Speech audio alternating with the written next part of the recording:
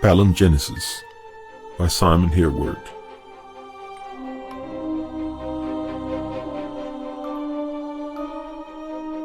Book 1. Progeny of Hate.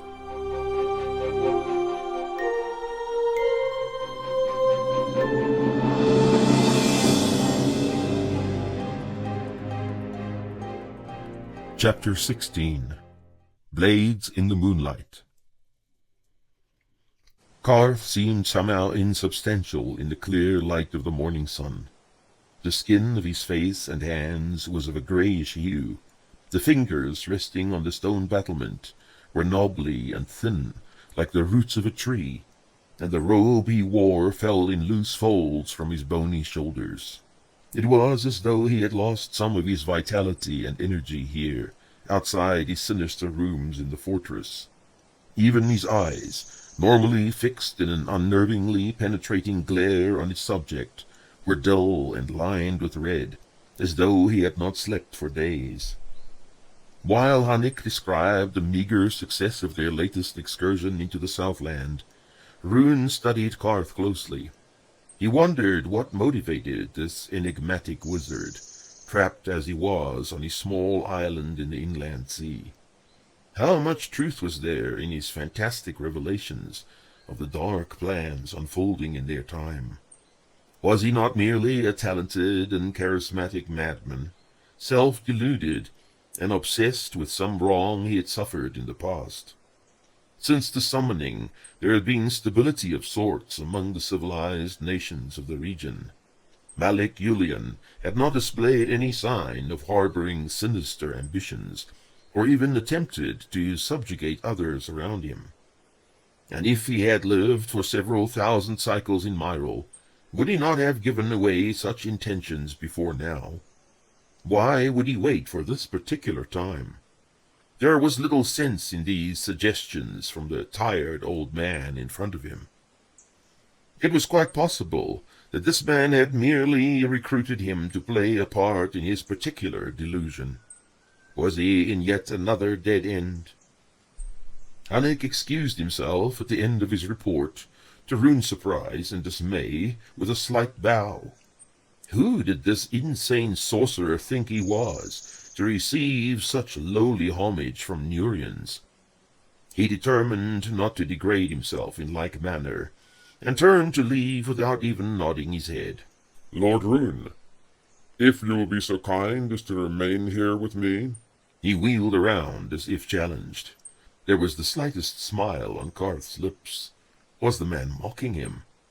Karth was silent for a moment or two, his eyes pointing in the direction of the retreating figure of Hanik as his reason for not speaking.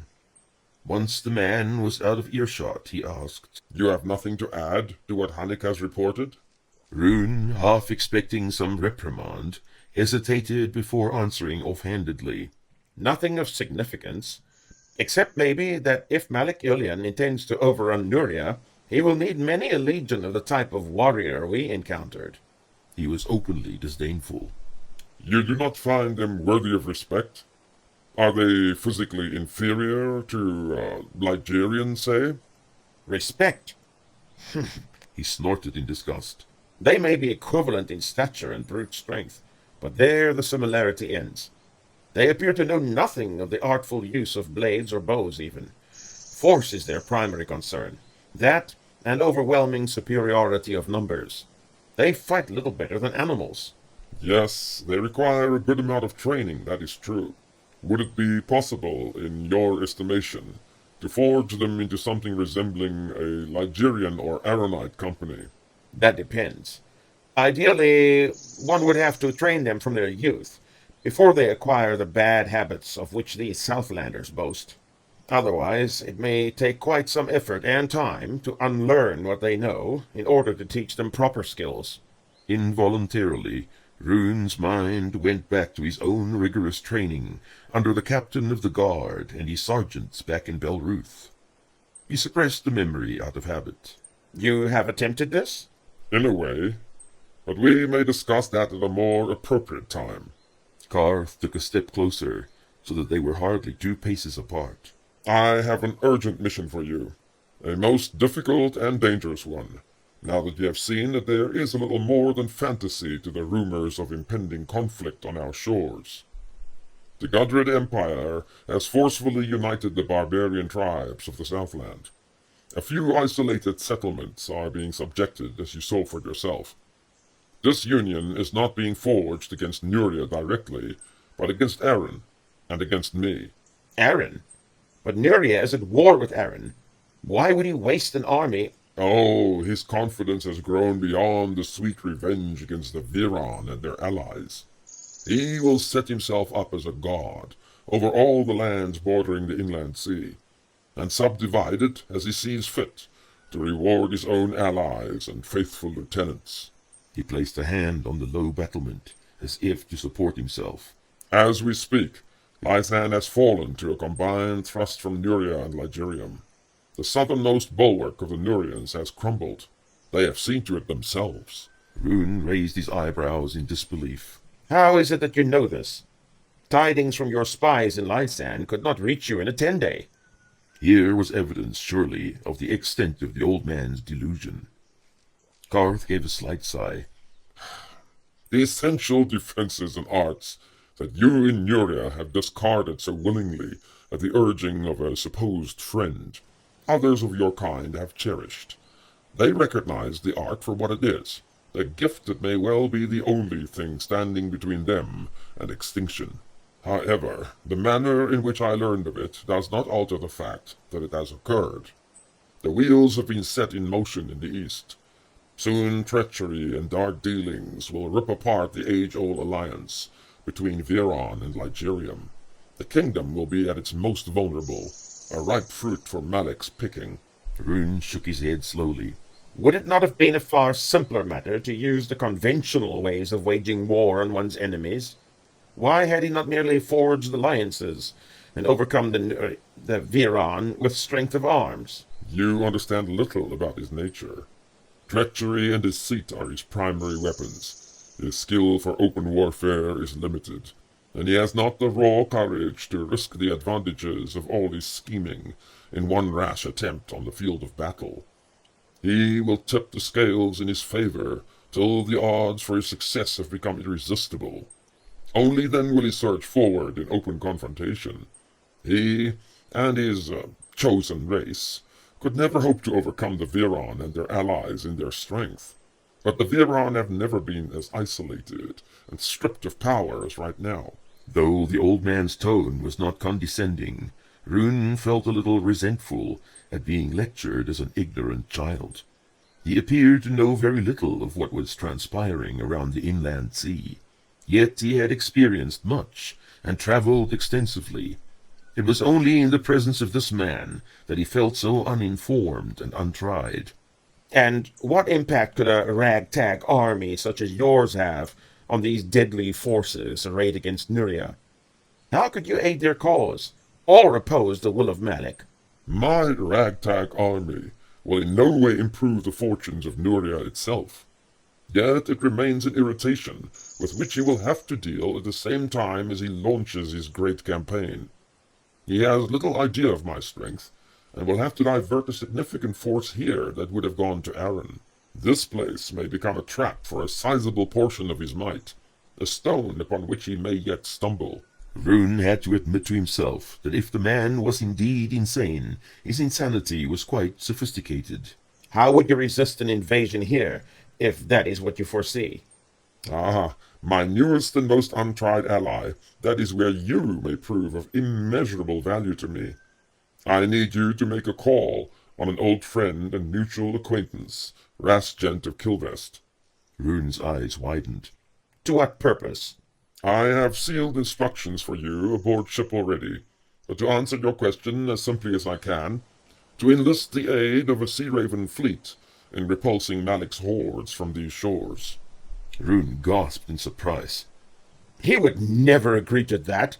It would be a waste of time requesting pirates to risk their necks in such an unprofitable business. He may be persuaded. There is profit too, if one looks for it, such as survival. The Isles would soon fall under the sway of a tyrant who controlled all the lands around the sea. But All the arguments have been stipulated in the instructions I mentioned. The fact that you deliver them will add to their significance, if I am not mistaken. I have no real standing in the Isles.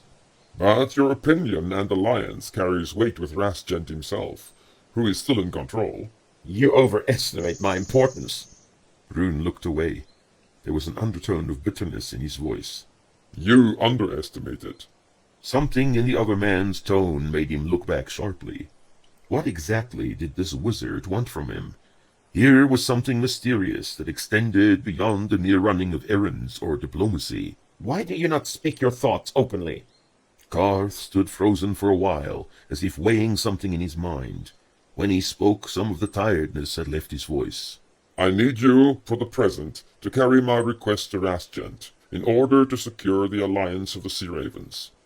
Then you will proceed to Breck in occupied Lysan, where there is considerable danger for you. There you will pose as a trader and buy sufficient stocks to proceed to Nun Merrick. Lakeside? Into the Serpent's Mouth. Garth narrowed his eyes. I will not attempt to deceive you.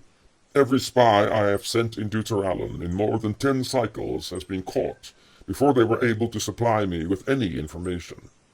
I desperately need a first-hand report on the state of their military readiness. Your loathing of Nuria, as well as your distrust of my motives, may well protect you in that place, where loyalties are so easily discovered. Rune was more than a little stunned.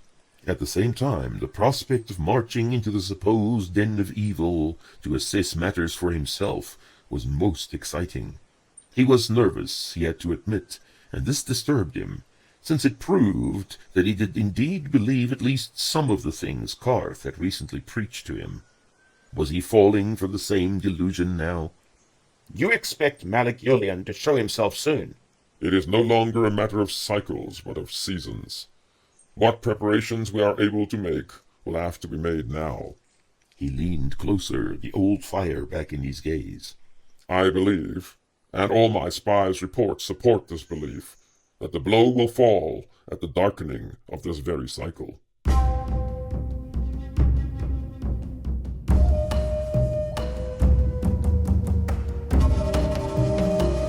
Rune's insides turned cold.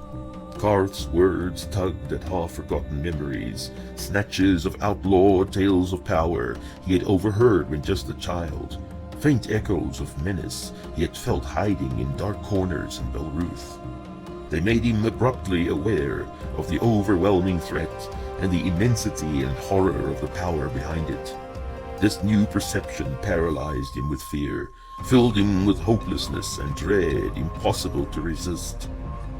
Fleetingly, he felt the weak blood pulsing through him, as though he was the pheasant, vainly striving moments before the bolt found his body and brought it low. All his strength was impotence, all his skill and experience, chaff before the driving wind. He kept his eyes on the old man, while struggling to draw himself out of the cold pit. He gripped the stone battlement to keep his hand from shaking. Gradually, the warmth of the day seemed to penetrate him again and dismiss the numbing fear, leaving him with anger alone. Why was it that he could be reduced to a sniveling child so easily? He hated the old man for it. How could mere words affect him like that? Had he been placed under some sort of spell? He searched frantically in his mind for a comment that would return him to normality. Garth turned to leave, ignoring, if he had noticed it, Rune's sudden distress. Your ship leaves at first light tomorrow. Make what preparations you think fit.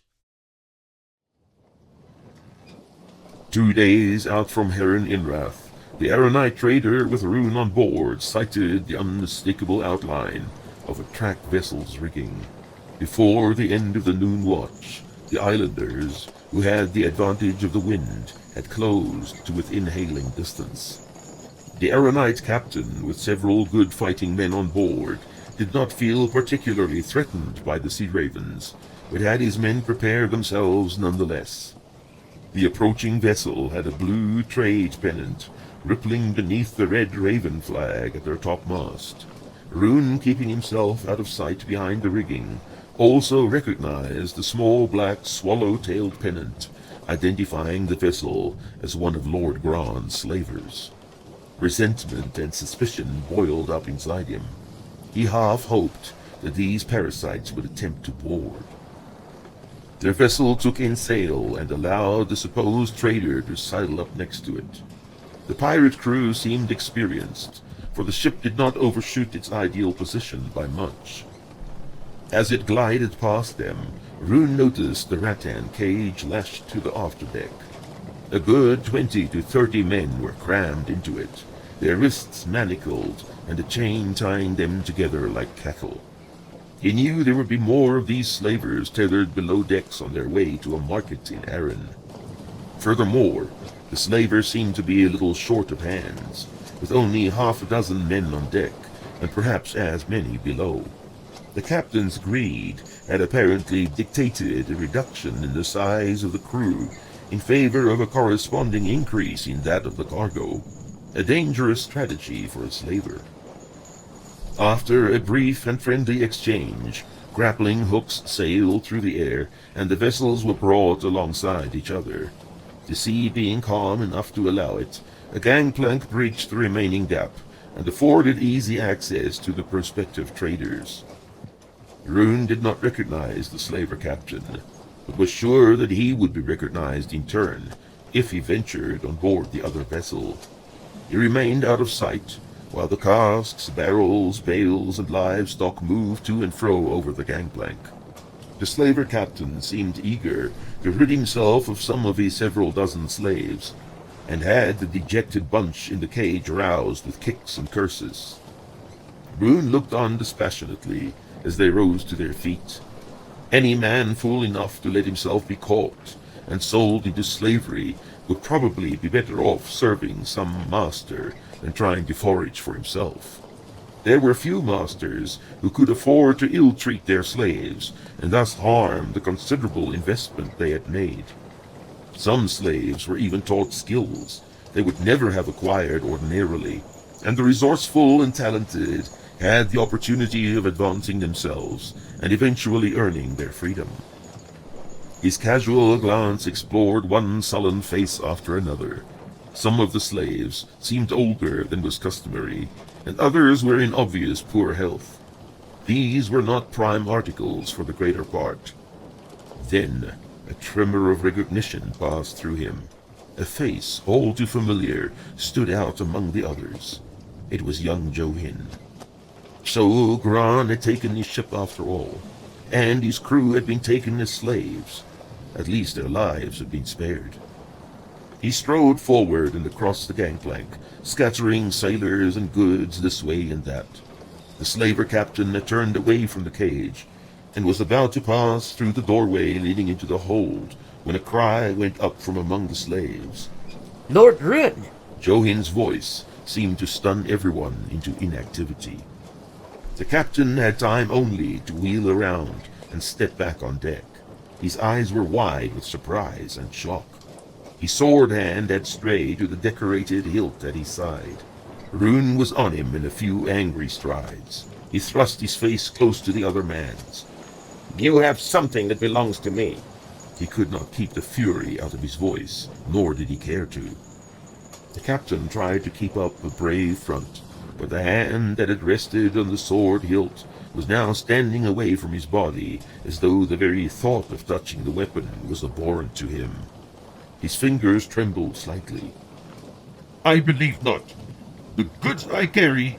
Rune cut him short, his gaze a piercing accusation. You serve Lord Gron, do you not? He spat out the hated name. Would you care to inform me how it came about that you carry a member of my crew in your slave cage? The captain gulped several times before he replied. You have proof of this? This is not just some ploy. Do not play the innocent with me, worm. Your clever tongue will avail you little once the fish are feeding on your corpse. Rune jabbed a finger into his chest. You were part of the pack, hounding my ship past the cauldron almost 10 days ago.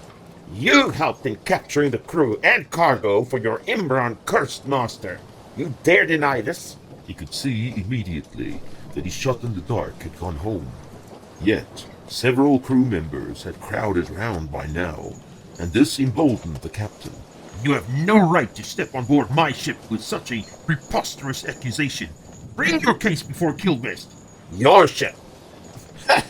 Rune forced a laugh which sounded more like a snarl. I have just taken possession of this tub as partial repayment for the insult and injustice inflicted upon me by Lord Gran. If you are able to move me to clemency, I will not toss you and your men overboard immediately. The islander tried to take a step backwards, while his hand made a lightning grab for his sword. His nervousness betrayed him, however, for he blundered into the doorframe behind him, and could not free his sword swiftly. Rune had already unsheathed and composed his blade, and now followed the move of the captain, his weapon humming angrily through the air. The point drew a trickle of blood where it pressed into the upturned throat of the slaver captain, whose mouth had hardly been opened as yet to call his men to arms. A tense moment followed. Gran's captain and men were round-eyed and silent, trembling before the reputation and ferocity of this Nurian. The Aronite captain, who had raised the restraining hand a few moments before, had backed into the wall himself once the blade had been drawn. Rune did not allow them time for foolish bravery. His voice was low but threatening. Have your men place their weapons on the deck and release the slaves from the cage. Then he moved the blade point slightly, applying a little more pressure to help the man in making this difficult decision. The captain hoarsely relayed the instructions to his men, cursing roundly when one of them hesitated. Sweat glistened on his brow while his eyes stayed fixed on the blade at his throat. Rune did not move a muscle until his instructions had been carried out, and the men in the deck cage had been unfettered and released from their prison. Then he deliberately twisted the blade a little more before dropping it to his side. The captain's hands immediately went to his throat. There was some commotion among the freed slaves. Look out! It was Johin's cry, loud and urgent. Rune spun round in an instant, just in time to see a burly slaver loose a bolt at him. The man had to have taken advantage of the movement and noise round the cage to mask his approach from the far side of the wheelhouse. He had had time enough to aim carefully before letting fly. It was a black-feathered shaft, and the flight whirred softly as it cleft through the air where Rune had been. He blundered into the body of the Aronite captain, which helped steady his stumbling leap, before righting himself with his left hand against the dark timber of the wheelhouse wall. The bolt struck the slaver captain in the chest, with such force that it pinned him to the planking behind, where he remained slumped in an upright position, blood dribbling from his mouth. Rune wasted no time gloating over this fortunate turn of events, however. In a few quick strides he reached the bowman, who had not been able to fit another bolt as yet, shocked as he appeared at the results of his first shot. Now he dropped the crossbow and went for a short sword in his belt, but his hand had hardly grasped the hilt when the Nurian blade passed through his throat and out the back of his head. The struggle that had broken out between the unarmed guards and the freed slaves at the appearance of the bowman now ceased abruptly. The guards surrendered sullenly. They were outnumbered, and disheartened now their hope had been foiled and their captain mortally wounded. Rune had the slavers herded and locked into the deck cage before beckoning the smiling Johin to him. Despite his disheveled and dirty appearance, the young man was excited and exuberant. He grabbed the Nurian's hand and, bowing, pressed his forehead to it. Lord Ruin, He straightened up. I knew you would keep your promise. My promise. Yes, when you left the Talaman, you said if they sold the crew, you would fetch us back. He laughed with pleasure. Oh, most of the men thought you would not survive in the cauldron, but I knew differently. He stood grinning like an oversized street urchin at the sight of a gold coin in the gutter. Rune found himself grinning in return. And the rest of the crew? Did they survive then? Johin nodded vigorously. That they did. There are 3 of them on board this ship, locked up below. Most of them are alive on other ships like this one. on their way to the markets in Erin. And Frigga? The young man's face clouded. They did not believe his story that you had remained in the Isles. There was a lot of shouting and some violence. When they took the ship, his throat was slit. They killed my pilot. A fresh wave of anger washed over him. They killed him.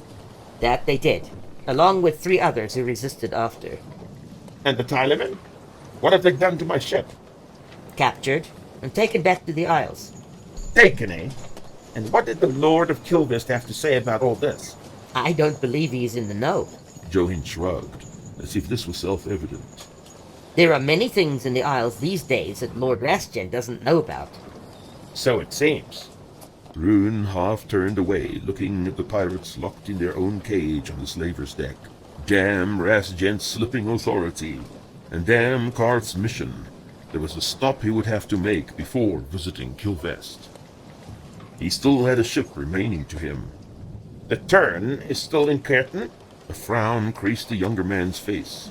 It was when we left. We will arrive there within 2 days. Then we will set the record straight. He turned back to face Johin. You have any idea of Lord Gron's whereabouts? The young man hesitated. The day before yesterday, he was still in Curtain.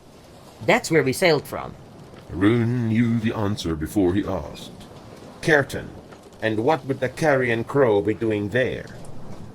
Johin looked away in his turn. He has claimed it for himself. After your supposed death in the cauldron, he frightened the other bidders into silence. I am dead, then. The only ones who know different were chained up in ships like these. And we, who were aboard the Tyleman, were not even sure that you were still alive. Rune drank his fill from the one emotion that had ruled his senses for what seemed to have been his entire life. An intense desire for retribution fired his blood till he stood trembling with it. His voice was seasoned with cold malice. Then Lord Gron will soon have the privilege of receiving a visitation from the dead.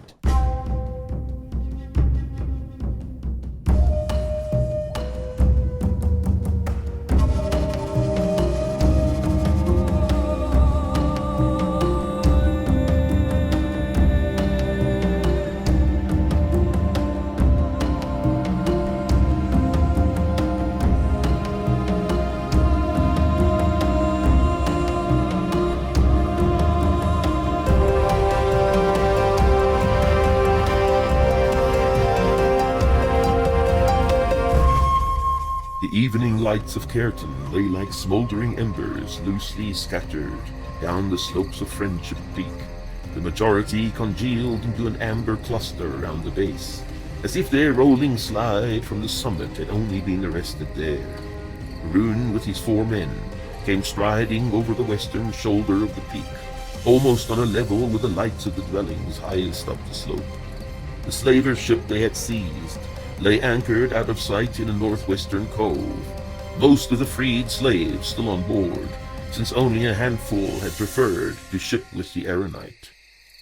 The slopes and dunes of Curtain were covered, for the most part, in aromatic shrubs and grasses, which at this time of the cycle produced the most pleasant and sweet fragrance in the cool of evening.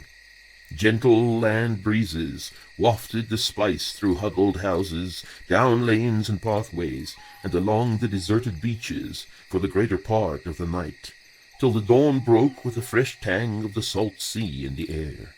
Rune would remember these perfumes, regardless of whether he would ever have the opportunity of seeing these shores again. Yet this night an acrid smell made them wrinkle their noses as they rounded the shoulder. The breeze stirred through the grasses. The odor waxed into unmistakable potency. It was the smell of burning. But the burning had taken place some time before, for the odor was stale and cold.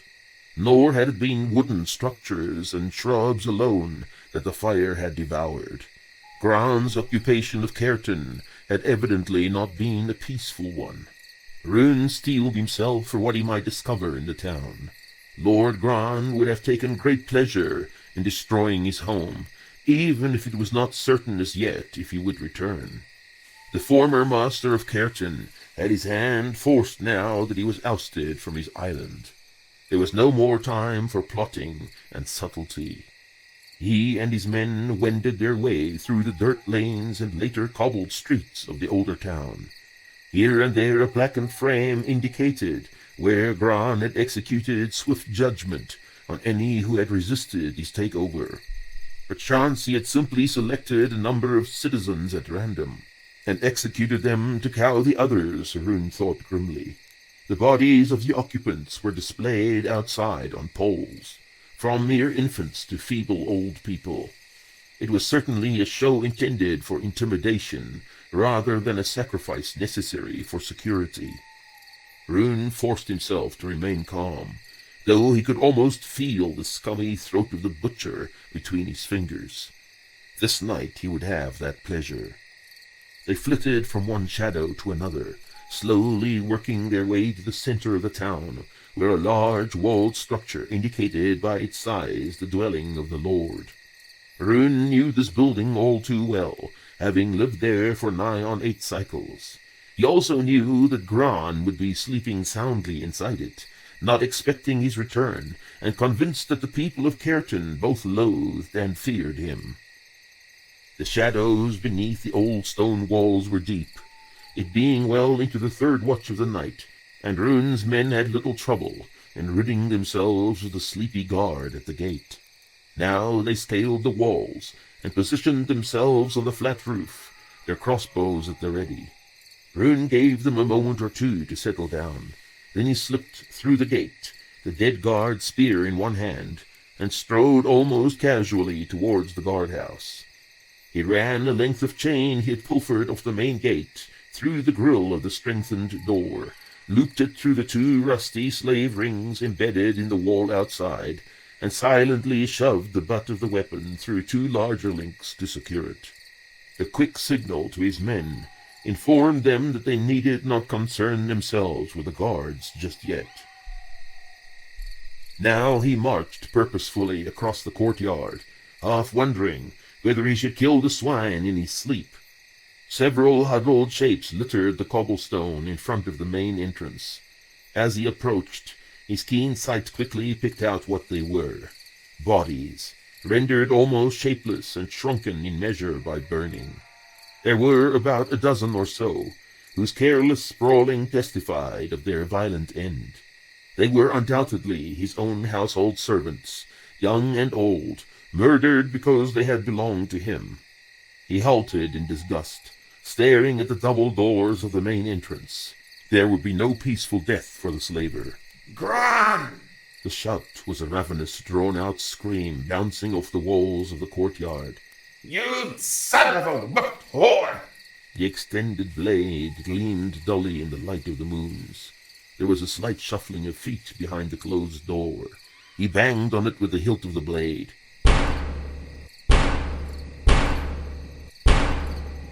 You should never have brought your killing to Caerton, Gran. No one will save your skin this night. Somewhere a window creaked open. The door to the guard room started rattling. Then there was muffled swearing, followed by a series of dull thuds as shoulders were put to it. Rune did not apply his own shoulder to the main door, since he knew it was sturdy enough to withstand the efforts of a single man. Instead, he stepped backwards till he stood roughly in the middle of the yard. He signaled to Johin to keep out of sight and not interfere immediately. Then he waited, his blade held at the ready.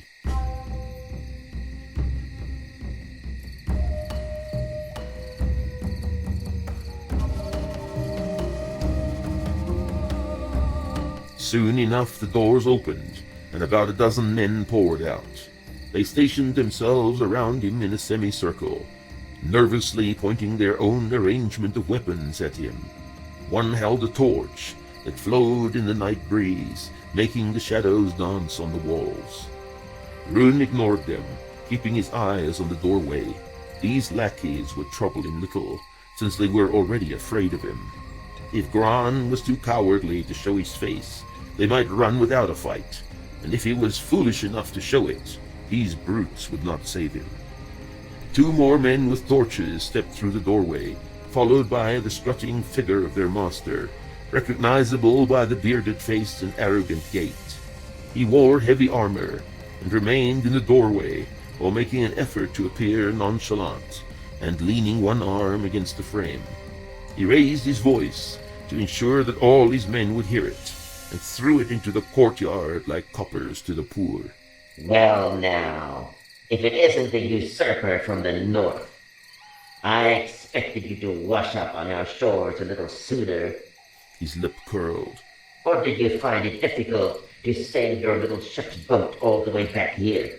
Rune could almost taste his hate for the rogue. Save your prattle for your putrid concubines. Though Imran knows none of them will hear it again. Gran took a bold step forward. Ha! Do you think I'm unprepared for your little assault? Do you think that you have caught me here by surprise? It is you that has been caught in a trap. I had to wait for you in this stinking hole. It was not easy to keep myself amused. While he spoke, Rune became aware of the movement of shadows on the roof and the rustling presence of many more ruffians hidden in the buildings. Spring your trap and be damned, whoreson. You may find you've taken more than you bargained for.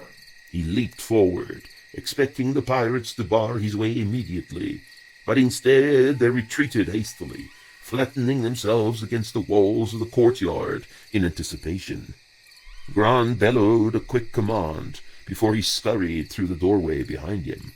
The torch-bearing men followed him closely, slamming the doors in a practiced maneuver. Rune halted, half surprised by this cowardly retreat. Window shutters opened all around the yard. A pirate was already struggling with the makeshift fastening on the guard-room door. Then he was aware of the threat. They meant to trap him in the courtyard and kill him from behind their walls with bows. Or perhaps they hoped to wound him to such a degree that they would be able to overwhelm him with numbers. He had no time to lose. The stairway of stone leading onto the roof was but a few paces away. Several figures had retreated onto it and stood their ground at his approach. More shadows were flitting across the far side of the roof. He had hardly reached the foot of the stairs when the hidden bowmen released a slew of arrows and bolts at him. He felt the burning impact of a missile penetrating his calf muscle. Two of the men barring his way were struck as well by their own men's arrows, unless Johin had seen his lord's intention and let fly at the men on the stairs to help clear the way for him. One man was run through at once. The other managed to parry a thrust before being skewered. He jumped over their bodies, the wound but a distant ache as yet, and engaged the next two. Behind him came the thudding of booted feet across the cobblestones as the rest of the pirates closed in. He had a moment to reflect that these men would certainly make it difficult for their bowmen to find a target before there was another burning stab from a missile, this time in his hip.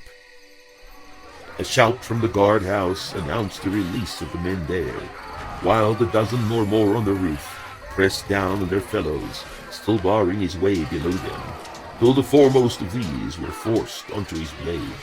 Now he had no room to maneuver. His weapon was trapped in the body of his closest assailant, while he was forced backwards into the courtyard. For an instant he felt a touch of fear. He twisted his body violently, till his back slammed into the stone side of the stairway. There was a moment of agony as the arrow in his hip dragged and folded under the impact. Then the broiling mass of bodies hurtled past him, falling headlong down the 3 or 4 remaining steps. Only a single fighter now barred his way, but the falling bodies had carried his blade with them, still stuck in one of their number. The slaver would hardly be able to make out whether Rune was still armed or not, but this did not deter him from lunging at him with his sword. Rune grabbed the man's wrist and swung the body round with all his might. There was a sharp snap of bone as the head struck a protruding beam, and the sword fell clattering from the limp fingers. Rune scooped it up in a single motion. Below him the slavers had rallied, and were on the verge of rushing the stairs. Above him he could make out the figures of Johin and his 3 men, who had come to his aid, engaged with more slavers on the roof. Warm blood was trickling down his sword arm, where his previous attacker's blade had touched him. He grinned to himself. In a few quick steps, he had reached the top of the stairs, his wounded legs strangely heavy and slow. The slaver's sword dispatched the 2 remaining pirates on the roof. One of the bodies he flung down the stairs, to where the 15 or so men stood hesitating in the courtyard. They no longer had the advantage of surprise and position. The odd missile whistled over the low walls of the roof, but the bowmen had little hope of hitting any targets in the dark. Rune glanced over at Johin, who had reloaded his crossbow and stood pointing it at the opening of the stairway. You hurt? Johin did not take his eyes off the stairs. No, sir. One of the men took an arrow in the arm. He risked a glance in Rune's direction. New sword, Lord Rune? Rune shrugged. Rotten quality. Poor balance. The other? In someone's gut. Despite the light-hearted banter, his mind was frantically searching for a way to conclude the night's business in his favor. Gran was somewhere inside the house, hiding behind walls, archers, and his frightened fighters.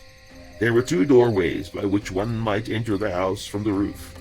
Yet it would be easy enough for his prey to slip through the main door in the courtyard, while Rune tried to break through either of the ones above.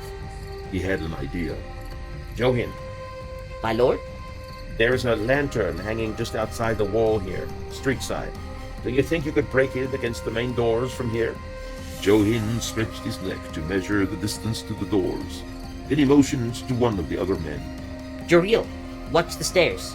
He handed the other man his bow and strode over to the low wall on the outside of the roof. Holding on with one hand, he reached down to remove the lantern from its metal cage. An urgent call floated up from the street. Lord Rune! Johin froze.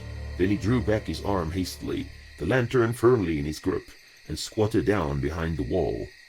Again the voice called out. Johin! Is that you? Johin ventured a reply. Who wants to know? The voice betrayed its owner's delight. This is Maru. Johin, is it true? Is Lord Rune up there with you? Has he come back? Johin glanced at Rune and nodded silently. Yes, it's true, Maru. We have Lord Gran and his men holed up here in the fort. Rune grinned to himself. The fort was a courtesy title given to the Lord of Caerton's square house by the locals. It was the closest thing the town had to a defensive structure. He hobbled over to the outer wall, a wave of nausea washing over him, his arrow wounds smarting. Maru, are there still fighting men in Caerton? The canvas of market stall roofs at the base of the wall obscured his view a little. He rose up slightly and spotted Maru across the street. The reply was more than enthusiastic. Yes, my lord, and many who have a score to settle on top of that.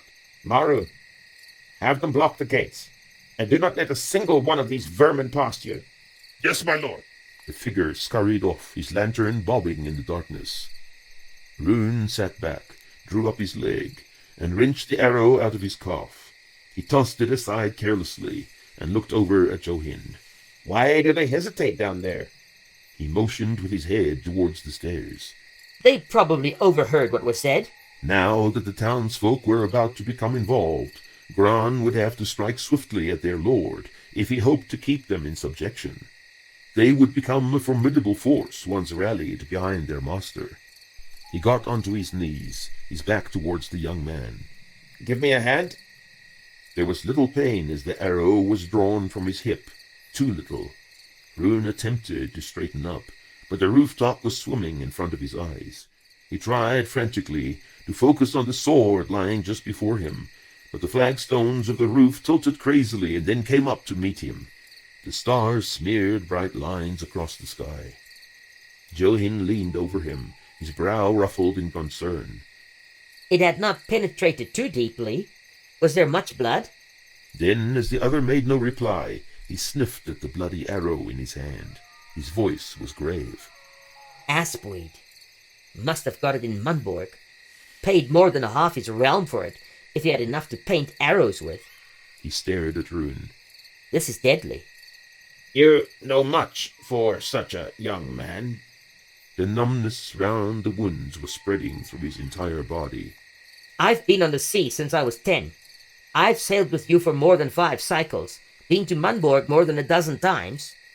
Joan's voice was flat, disbelieving. Rune smiled. The inactivity of the slavers was explained. So they are waiting for their aspweed poison to kill me. He sighed and closed his eyes. Well, are you going to smash that lantern on the door, or must I? Johin was slightly taken aback. Of course, my lord. He muttered and turned away.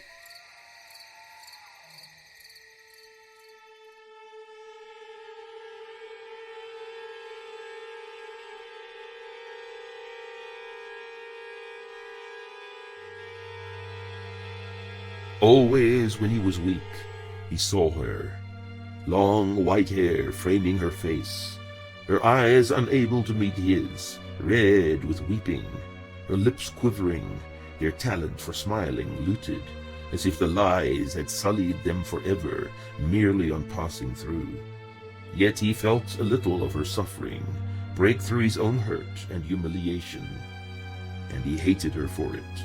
She did not deserve that he should see her thus. She was not worthy of an opportunity for remorse. And then he wanted to believe her tears were traitors, and her pain was false. She had broken him when he had been without defense. She had conspired with his enemies to crush him in his weakness and folly. Yet he had endured, and his hate had sustained him. His thirst for vengeance had driven him to stay alive. Even now, when she was beyond his grasp forever, the bitterness she had left in her wake strengthened his grip on miserable life.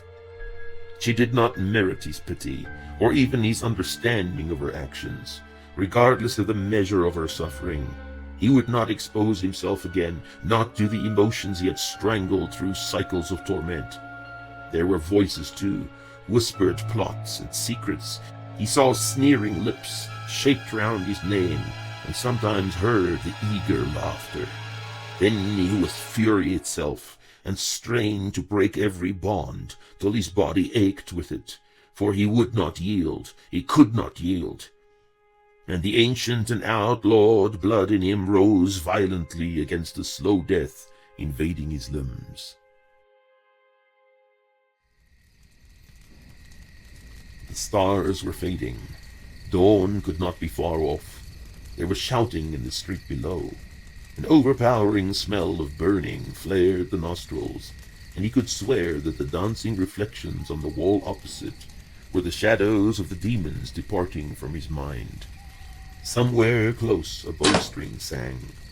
A shout drowned its echo. They are coming! He was on his feet, or at least he wanted to be, for his limbs were heavy and unwilling to obey him. On his knees he groped for the sword and shook his head to clear his vision. He was suddenly not sure if his legs could support his weight. There was a clash of swords behind him as his men engaged the slavers rushing up the stairs. He struggled to his feet, leaning on the sword, and turned as swiftly as he could. One of his men had been struck down, probably the one that had also been struck by a poisoned arrow, but the others seemed to be holding their own. The slavers could not use their superior numbers in the cramped space of the narrow stairway. The courtyard below was lit up by the blazing doors of the main entrance, as well as a window frame or two sprouting flames. Out in the street, some 50 or 60 men were shouting angrily. They seemed on the verge of rushing the gates. Rune steadied himself with the sword. Where was Gram? Had the coward managed to slip away after all? If he was still in the burning house, he would soon have to attempt an escape. Imran knew that Rune no longer had sufficient strength to settle the score, but yet he could not tolerate the thought of his enemy slipping through his fingers. One of the doors to the roof sprang open, and several cloaked figures slipped through. Rune recognized the slender figures of the first 4 or 5 as women. The last 3 were unmistakably those of men, and among them, no doubt, was Gram. Trust the coward to send out the woman first, in case there might be a bowman waiting. The group huddled uncertainly for a moment or two. He could make out Gran's deliberating profile as he pointed with his sword. Then the three men detached themselves and hurried forward with weapons drawn. A mighty shout from the street made them hesitate slightly. The men of Caerton had rushed the gate. But then they came on quickly, realizing their opportunity. Several more figures poured through the further doorway on the roof and crouched behind the low wall overlooking the courtyard. These had to be the archers of earlier. Gran was still a good 20 paces off, but his voice carried clearly over the din of the battle. You will not die, Murian dog. Not until I remove your head from your body. The shout made Johin turn in surprise, being under the impression that the poison had already accounted for his monster, and fighting merely to prevent the capture of his body. Several of the pirates, assaulting the stairs, had turned to meet the attackers at the gate, leaving only a few still engaged half-heartedly with Johin's remaining 2 men. The young man was left free to aid Rune in dealing with the new threat. Rune lifted the sword with an effort, praying to whatever god had preserved him during his first encounters in the fighting pits of Kilvest. Johin fell on the charging men with much noise and energy, certainly more the former than the latter, for he was fatigued himself with the long struggle. His bravado drew off the 2 slavers who had charged with Gran, but the pirate lord did not waver from his goal. Gran's first blow fell like a hammer on an anvil, and Rune, deprived of his agility, barely managed to parry it effectively. He took a stumbling step backwards and swayed slightly. His opponent, now convinced of the weakness he had anticipated, drew back his head and barked a mirthless laugh into the night. Then he struck 2 quick blows, each time to his annoyance, meeting the steel of Rune's sword. But Rune had not strength enough to resist the onslaught for long. This was one contest he would have to win through guile. Gran would wear him out like a baited bear and wait for an easy opportunity. As Gran circled him, he feigned a heavy stumble, allowing his leg to give way under him. His sword clattered to the stones as he landed on one knee. It was too good an opening to resist. The pirate struck with all his power, aiming for the exposed back of his helpless foe. Rune launched himself at the same time. His arms gripped Garan's body around the waist, his shoulder, and the surprise of the assault momentarily knocking the wind out of it. They took 3 or 4 quick steps, locked in this embrace, before tumbling over the low wall to the street below. A mere 6 feet down, their fall was interrupted by the faded canvas roof of a market stall. Rune released the body he was clutching to find a handhold and the rest his slide on the slightly angled covering. His opponent disappeared over the edge to fall heavily onto the cobblestones beneath. Rune paused to regain his breath and orientate himself. He peered over the edge, catching the strong smell of fish from the bins under the canvas. In the shadow, he could make out the body dazedly attempting to draw itself onto all fours. He would not give it the opportunity. He slithered down and cringed as his legs felt the impact of his weight. Gran's bejeweled sword lay only yards away from the sprawling body. He picked it up with deliberate care and turned to complete his victory. Gran was kneeling. One of his arms hung limp, and he seemed to have trouble with his eyes, for he glanced up at the canvas rather than his opponent when he spoke through his clenched teeth. Curse on you and all your Zeron fleet. The metal blade was keen enough and severed the head in a single blow. Rune picked it up by the hair and limped towards the front gate, from which still issued the clamor of fighting.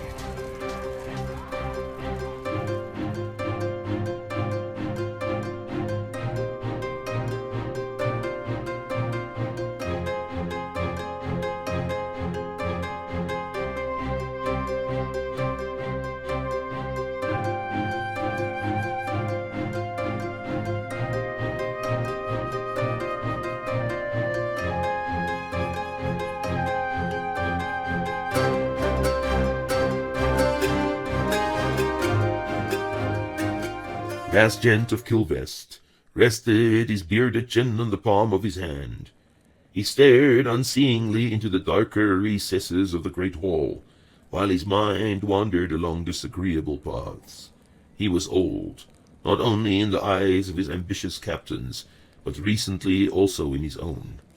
This realization had brought with it a paralyzing fear, the fear of an aging wolf, still at the head of its pack, but with younger and stronger challengers closing in all the time. Sooner or later his strength would fail him, and he would be fortunate to escape with his life. Or perchance not so, for though alive, he would have to spend the rest of his days in misery and shame, isolated and exiled, at the mercy of his former servants. That was the great difference between his position of assumed power and those of the long-established land kings. They would be honored and revered once they had relinquished the reins of leadership. Perhaps they would still have a voice in the councils of governments. Certainly they would retain their homes and comforts. Succession in the Isles was a violent matter, born from the nature of its inhabitants and the nature of their legacy and trade. Their lives were governed by force rather than expedience, by might rather than law. Their wisdom was only base cunning, their courage a lowly greed. Not that he thought of them in distaste. He was one of them, and these same forces had shaped his own life. It was the inevitability of his cruel ending that would not leave him in peace. He had no more stomach to weather storms that had no promise of prosperity in their wake, and the clouds were gathering on all sides. Of that he was all too sure. The western caravans rumored of shortages and oppressive control from foreign agents, of stirrings in the desert and changing attitudes among the swamp dwellers. Peace-loving Ligurium had violently and at great cost subjected one of its former allies. Trading posts all along the Southland coast reported the growing power and violent expansion of the Gudrid Empire, and now the Nurian had returned. Bah! He was thinking like a land king, hoping for calm and stability, when the sea ravens strayed and ever prospered in chaos and uncertainty. War weakened the islanders' powerful neighbors, and prevented them from uniting their war fleets to crush the pirates. Peace was certainly not to the advantage of his realm. It was his old age that made him dream of a quiet shore and a silent hearthside. Yet he had strength enough to see several more cycles darken, and he still had a taste for the clash of steel. Footsteps rang out on the stone floor of the hall as one of the doormen approached. The grave face was familiar to him, as were all those of his personal guards, for he could not trust a man who had served with him for but a few cycles. The voice was as grave as the visage. The exile is here. He requests an audience with you, my lord. Rune limped into the great hall with mixed feelings. Kindness was a foreign concept in the Isles, and inevitably a weakness to be exploited by a ruthless enemy or an ambitious ally. Loyalty was bought and sold here, and trust was a dangerous stroll on a slippery slope. Yet he had found a measure of fairness and camaraderie in this place, among some who had not always shared an interest or pursued the same goals. Such a one was seated in front of him now. Rasgent had had little to gain from allowing an outcast from Nuria to ascend to the level of a captain and overlord of the Sea Ravens. But he had encouraged and aided the angry and desperate young man in various, almost imperceptible ways during the difficult times shortly after his first arrival in Kilvest. When the claim had been made for Kerton, he had supported the outsider. He had not tolerated references to Rune's past or fallen estate. For a man who never laughed or even smiled, he had shifted his passive mask of expression only on account of the Nurian. But he was not a man of foolish sentiment, and Rune was convinced that his former tolerance had now been seasoned with regret. Harboring the Nurian had unraveled some of his authority in a time where he could not afford for it to happen. And so, the Lord Captain of Cairton had once more become the exile. You approach me with the blood of a raven captain on your hands. The voice was tired. Rune tried to keep his tone light. I lack your subtlety, it is true. He ventured a half smile. And I had little choice, since the captain in question was sleeping in my bed when I arrived in Cairton, with the rotting bodies of my house servants still lying in the courtyard. So you visited your vengeance on him, and did not consider bringing the matter before Kilvest. There was little opportunity, since he waylaid me with 200 of his men, and after they had poisoned me with their missiles, personally attempted to remove my head from my shoulders. You did not think it wiser to return to your ship and sail for Kilvest with your grievance? Rune shrugged. It is not in my nature to flee. That, at least, is true. There was something akin to an uncomfortable pause. Rasjent sat rigid, as if cut from stone, his arms stretched out on the armrests of his chair. Bran would not have retained Cairton, even had you decided not to return. It was clear from his tone that he had hoped that that would have been the case. He is powerful enough without that domain, and yet seized it without the approval of Kilvest. I have not returned to the Isles to reclaim Cairton. Rune decided not to waste time with subtle words and the gauging of reactions. In fact, I would not even have landed there had I not encountered some of my former crew members in the slave pens on board Gran's ship. I stepped ashore for a moment only, and I do not intend staying on at Cairton, or in the Isles for that matter. The Sea Raven Lord raised his eyebrows in surprise at these tidings. Then, what is your business in Kilvest? Have you come to bid me a fond farewell? A chance to apologize for slaying one of my captains and disrupting my realm? Something in the other's voice warned Rune to measure his words. Apologize. His eyes narrowed. You will forgive me, Lord Rasjent, but I am not familiar with that concept. Gran would have been one of the first to jump over your dead body. He shrugged. Be that as it may, my visit here has nothing to do with your former captain. As far as I'm concerned, he invaded Cairton without provocation, and the fact that his head now rests on a pike is a direct result of that rash action. Let it serve as an example for others harboring foolish ambitions. Do you think that Lord Gran's family will allow the matter to end there? Rasjent had leaned forward to rest his chin on his hand again. That will depend on Cairton's ability to defend itself, and what you allow. And how will Cairton defend itself with you not there? I've come here to discuss 2 separate matters with you. The first concerns Cairton. Rasjent made no reply. His brow was deeply furrowed. Rune allowed only a brief moment for interruption before continuing. I have come to recommend a native of Cairton to replace me in the ruling and governing of that portion of your realm.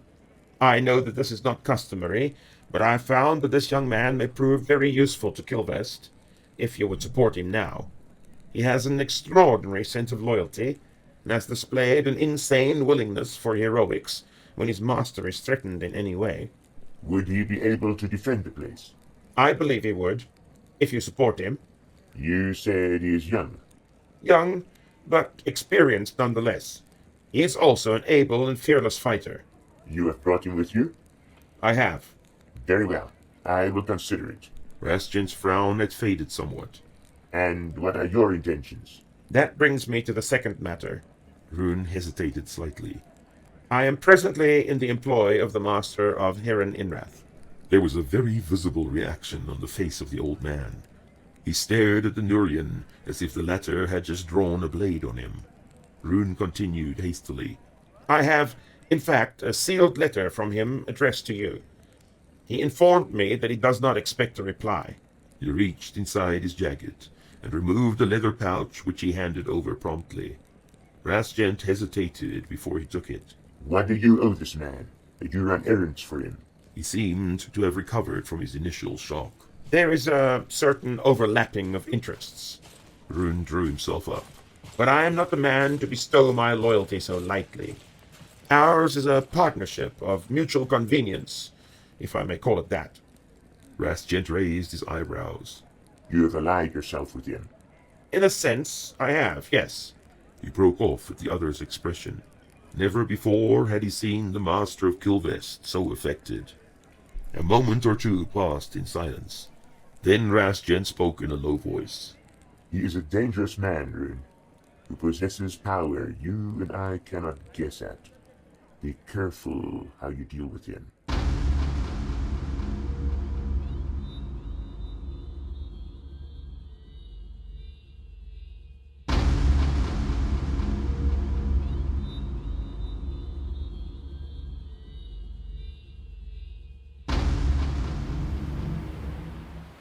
Rune was relieved to be underway once more, the weight of his long and difficult interview with Rastjen behind him. He had probably done Karth's cause more harm than good, since he had seemed unconvinced and uncommitted. His manner would certainly not have swayed a man such as the Sea Raven Lord to muster the pirate ships in support of Heron Inrath, even if he still had the power to do so. At least he had achieved a personal goal. Cairton would not go to some ambitious track captain, but would be governed by Johin in Kilvest's name. The young man had hardly believed his ears when Lord Rastjen had invested and charged him with the keeping of Cairton as a Sea Raven captain and lord. He had glanced back at Rune with a pained expression and merely received a nod in return. The former lord had already retreated into the cold embrace of indifference. Johin had jumped at the opportunity to be of service to him and transport him to Ligerium. He would be landed undetected in the Tristwood, since these shores were now forbidden him, and make his way in stealth to Breck.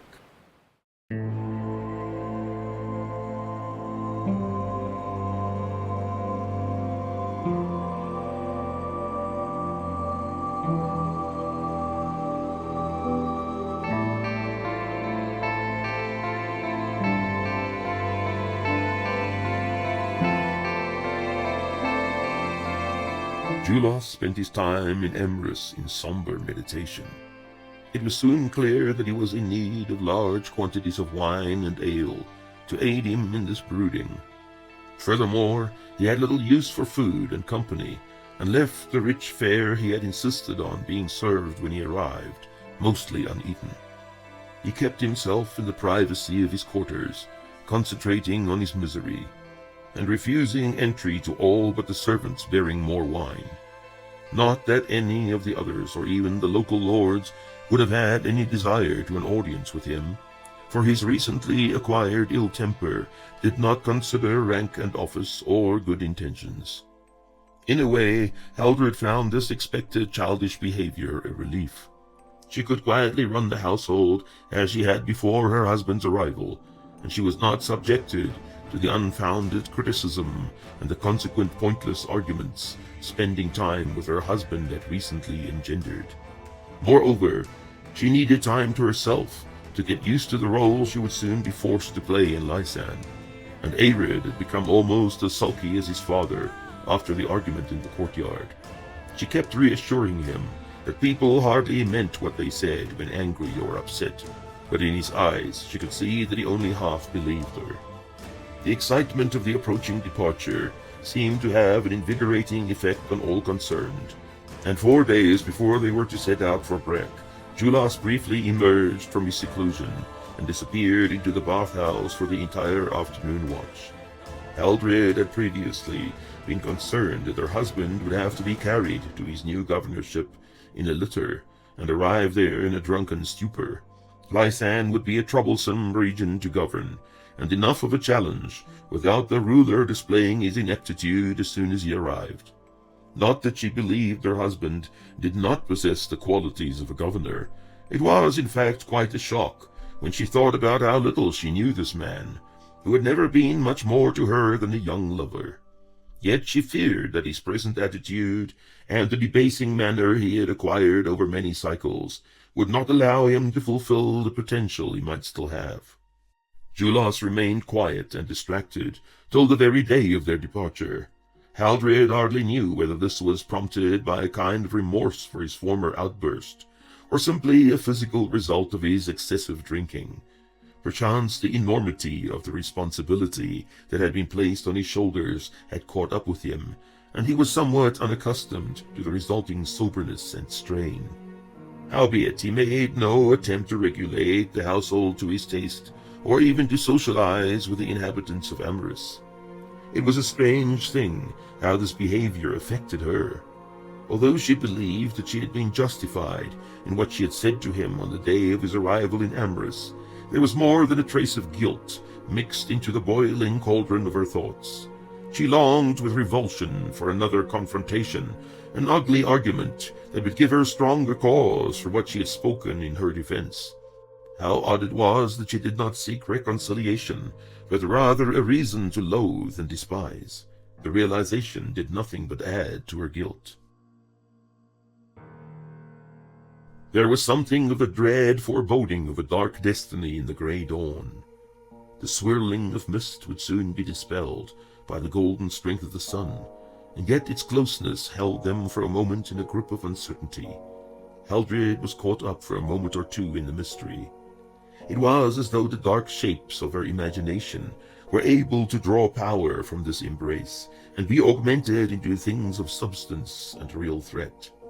She sensed the odd proximity of Vengis, and the powerful doubt he had sown in her mind that night in Aruis. She could almost see his sad gaze upon her, since she was about to venture where he had pleaded with her not to go. And ahead of her the dark road to the south hid a deep horror she could not fathom or define. Nonetheless, this was the morning of their leaving. Whatever her brother had feared so much could no longer be avoided or escaped. Preparations had been made, and yet she felt utterly unprepared. 4 ox carts contained supplies for the journey, their clothing, household linen, some items of furniture. The governor and his family would travel in a 5th. 20 soldiers who had accompanied Julos from Aruis stood ready to march with them. The castle tailors had supplied them with surcoats, sporting the new livery of the Ligurian province of Lysan, a clenched fist in sable on pale green. The lead man carried a pennant with the same insignia. It hung limp in the clammy morning air. For all their finery, the men seemed to have caught the mood of their lord, or perchance it was only the dark morning that dampened their spirits. They stood huddled and spoke in undertones, as if they had little heart for what lay ahead. Even the servants who would accompany them to Breck had the look of fearful concern. Among them, Haldred could pick out the face of Maris, who alone seemed unaffected. It was a sudden source of comfort to her, having this former servant of her brother's so close. Had Vengis somehow perceived that she would have to venture into danger? Had he sent his servant to her side in a final gesture to protect her? Julos appeared at last, looking less haggard than she had expected. Perhaps he had taken her advice and imbibed a sleeping draught the night before. He surveyed the bowing men of his guard, the servants, his wife and son already seated in the cart. Then he strode forward confidently. He shrugged off the servant offering assistance, and leaped into the cart with some of his old agility. Before seating himself opposite her, he issued the command to move out. The sergeant of the guard echoed it almost immediately, and while it still rang in her ears, Haldred realized to her dismay that this journey would be the longest time she would have spent in the company of her husband since before they were wed.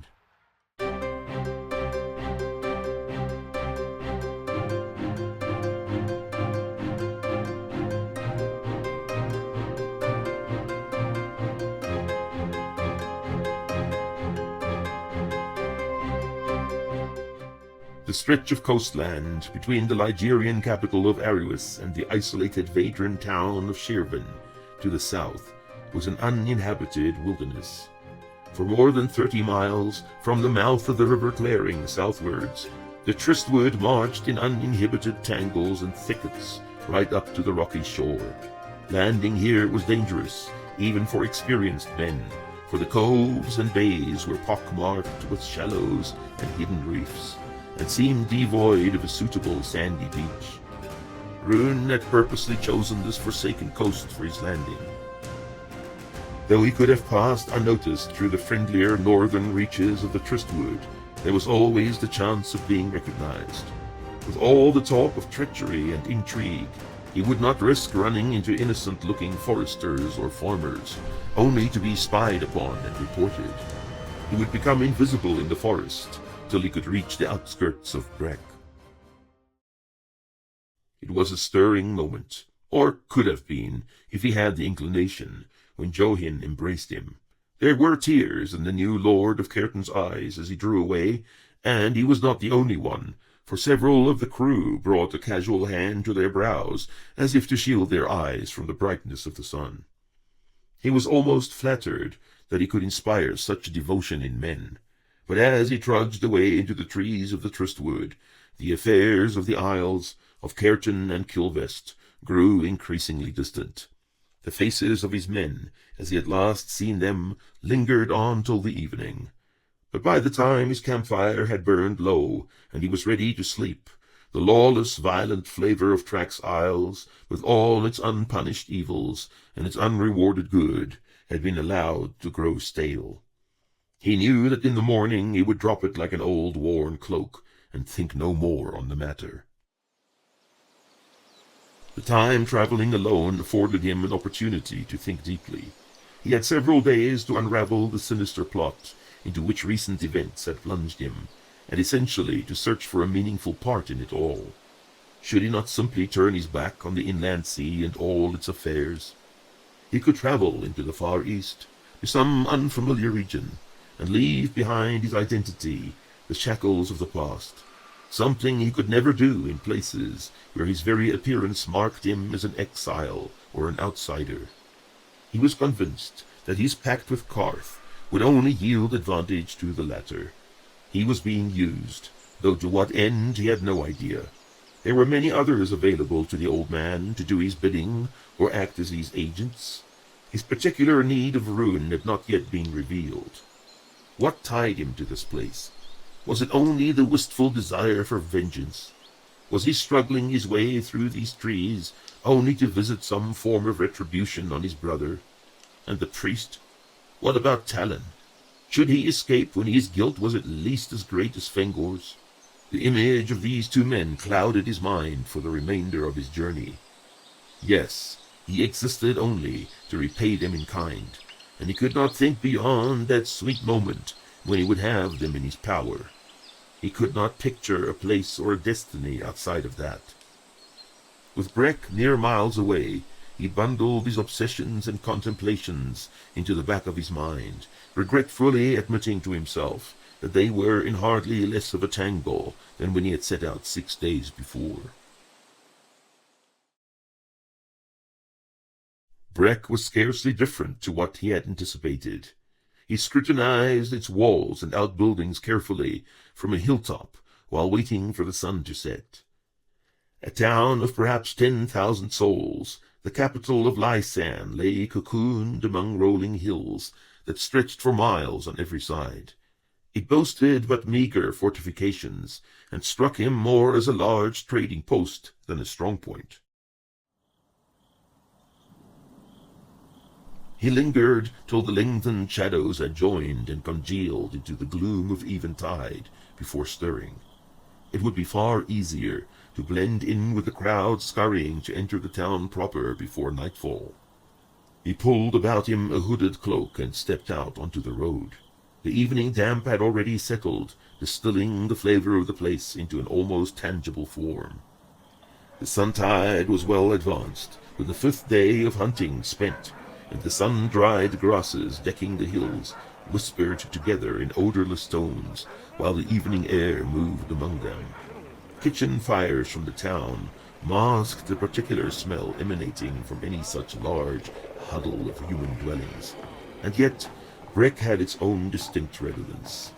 The subtle odors of stored supplies and market wares, seasoned potent ones such as flowered from workshops, where tanning and dyeing, blacksmithing and carpentry were practiced.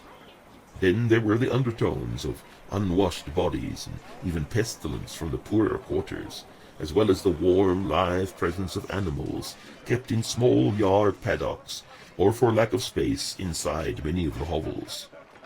One could tell a great deal from the smell of the place, whether it was prosperous, growing, healthy, or slowly fading into poverty and disease. Breck had a bit of both. The departure of daylight soothed the rough lines of the stockade and outbuildings, and with the sudden glowing of lanterns and fires, the hollow in which the town was nestled took on an almost welcoming aspect. Homely sounds of dogs and children, the urgent summons of a mother or wife, carefree laughter after a day of toil, all drifted from unidentifiable environs in the semi-dark. Somewhere to the right you could hear the dull thudding of an axe splitting logs. Someone had neglected to do a chore that should have been done during daylight, and by the sound of it, the axe needed sharpening to boot. He caught up to a lumbering cart, and coasted along in its wake, half hidden in the shadow. From here he shot glances at the people outside the walls of the town, gauging their mood. They seemed remarkably relaxed, in the face of being but recently conquered and subjected after a bloody struggle. Once he had passed through the impressive arch of the main gate of Breck, the atmosphere changed dramatically. Sounds were dulled and secretive behind closed doors and shuttered windows. Here and there a cloaked figure hurried alone or in the company of other similarly furtive ones through the dimly lit streets. There was a tension and apprehension in the air that oddly hinted at the paralyzing fear he had experienced on the walls of Karth's fortress almost 10 days before. Involuntarily, his hand strayed to his side where he had concealed his blade, and he turned quickly to sweep the gaping maw of the gateway behind him with his gaze. The main market square was still bustling with activity. Though there was little business being conducted, the merchants had to remove and store the remainder of their goods for the night. Several were bringing up pairs of oxen to harness to their carts, while their helpers loaded fresh produce, chickens and hams, rolls of fabric and items of craft with all possible haste. All the while they tried to keep the gangs of ragged children at bay, who offered unwanted aid in loading the wagons, while only looking for opportunities to run off into the night with items of value.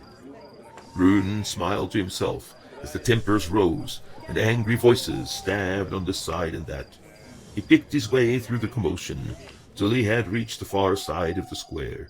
Here a street ran adjacent to the market, branching off at intervals.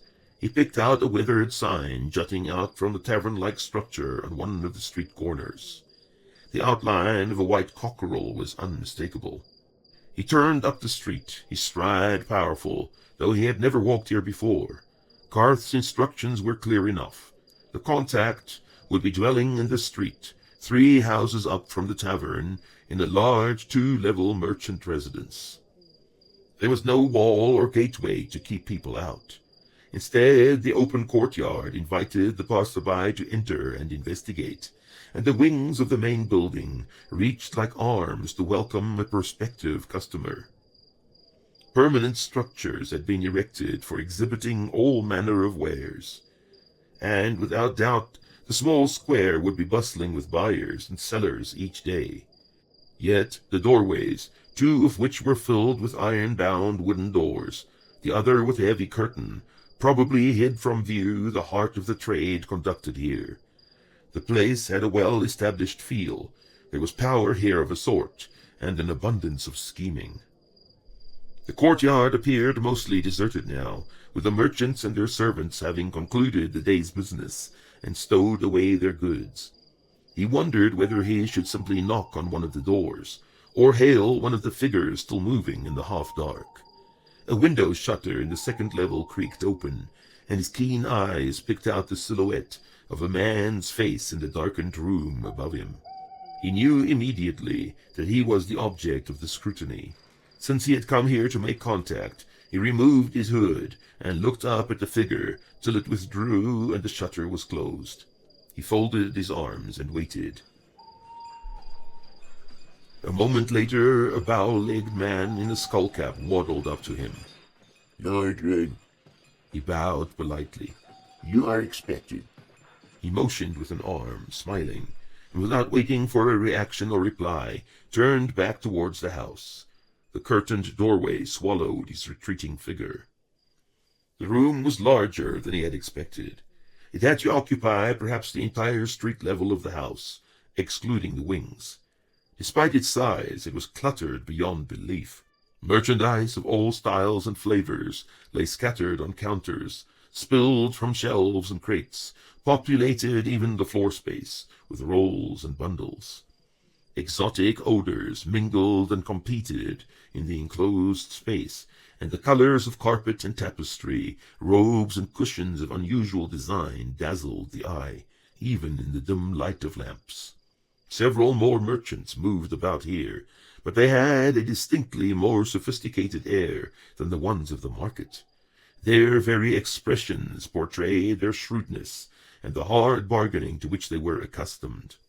None of these paid him the slightest attention, however, since they had already spotted a figure descending the stone stairs at the back of the room. In fact, they seemed to draw back from the old man and the accompanying stranger, and busy themselves somewhere else. Carth's agent in Breck was everything but imposing. His build and manner cast him perfectly as the crafty trader, yet he was a small man, his clothing a little gaudy, from the mauve sleeveless overcoat to the peacock feather in his hat. He was perfumed with some foreign spicy fragrance, and yet it would not entirely hide the slightly bitter odor of the fen weed he obviously enjoyed extensively. He was of indeterminable origin, a proper inhabitant of Lysan. It is encouraging to see men of your quality trading in these parts. His voice was smooth and slithery. Rune was about to extend a hand, but the slight man beckoned him upwards almost urgently, while speaking under his breath. Let us save the introductions till we may speak freely. The upper room was well lit and tastefully furnished. His host dismissed 2 brutish guards with a nod, and waited till they had disappeared through the doorway with the limping old man Rune had met outside. Then he broke into a broad smile, displaying his stained teeth. Lord Rune, I am pleased to make your acquaintance at last. He stretched out his beringed hand to clasp the Nurian's warmly. I am Hassar, a simple merchant from Breck, as you may well have surmised. Rune smiled in return, deciding quickly not to put an ounce of trust in this man. Well met, then, merchant. He doubted very much whether this man's name was indeed Hassar. He did not believe either that he was originally from Breck or a merchant. He was definitely not simple. Hassar beckoned him to a seat and sat down opposite him, wringing his hands eagerly. Master Carth has warned us of your coming. How so? The man inclined his head on one side and pursed his lips. He has ways and means. Of course. Rune had no doubt he had. You are aware, then, of the nature of my errand? Yes, yes. The man raised his hands. We are prepared. The trade caravan is ready to depart, but we will give you a day or 2 in the city, in case someone is watching. Rune was impressed. The man seemed capable enough. That is excellent. I am more than a little eager to see what there is to see in the south. Hassar looked at him in an odd way. You are a fearless man, Maresh. There is much to fear in the south? The merchant seemed a little astonished. Master Carth has not informed you? Oh, he has, I suppose, but I am not entirely convinced. Too much ambiguity and supposition. He put on his most foolhardy look. The threat is real, you believe? The man raised his eyebrows. You are about to launch yourself into the realms of your mortal enemy, and you are not convinced that there is a threat. He looked Rune up and down quizzically. There is much we have to discuss before you depart, then. The mind must be prepared even more than the body. It was late, into the 3rd night watch. There was little movement in the streets now, and Rune wondered whether some sort of curfew was in force. He would not like to run into Ligerian night watchmen and have to explain his presence in their city.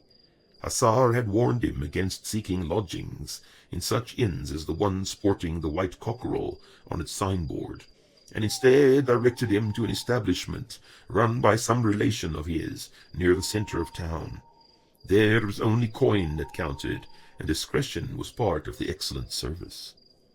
He kept his cloak close about him, and the hood covering his head.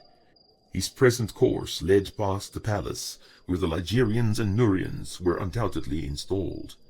Here the guards would be most vigilant and potentially troublesome. He trod carefully on the paved street, his booted feet making as little noise as possible. Moving from one deep shadow to another, he reached the designated passageway between the palace and the inn. The darkness was almost complete here, yet he strained his senses against the possible approach of danger.